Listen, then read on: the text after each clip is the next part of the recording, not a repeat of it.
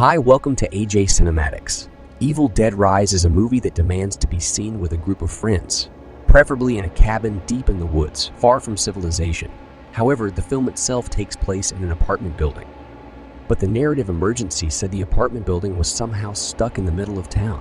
So there's an earthquake that cuts power and cellular connections and brings the terrifying Necronomicon ex mortem.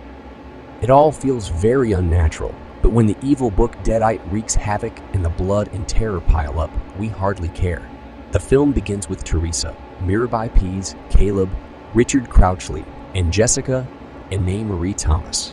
Three happy campers vacationing in a nice cabin in the woods. Teresa is busy reading Wuthering Heights. Meat puppet Caleb is playing with a drone, and Jessica seems to be sleeping with a mysterious illness.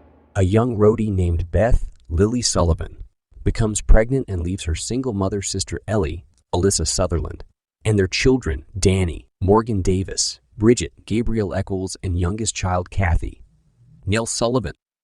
Fisher. The above quake blew a hole in the parking lot revealing religious relics, including the Book of the Dead. Danny reads a spell in the book and a demonic entity possesses Ellie.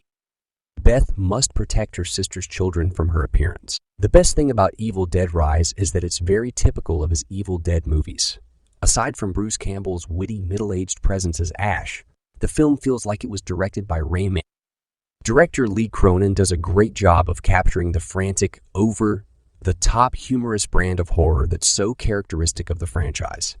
Explodes to a climax, running in about 97 minutes. Each scene builds to the end to create a terrifying and vibrant experience. Cronin also imbues the film with plenty of dark humor and wit.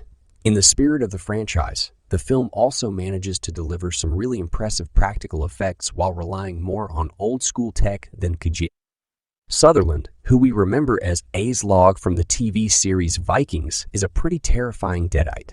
It's understandable that her image is used lavishly in marketing the film.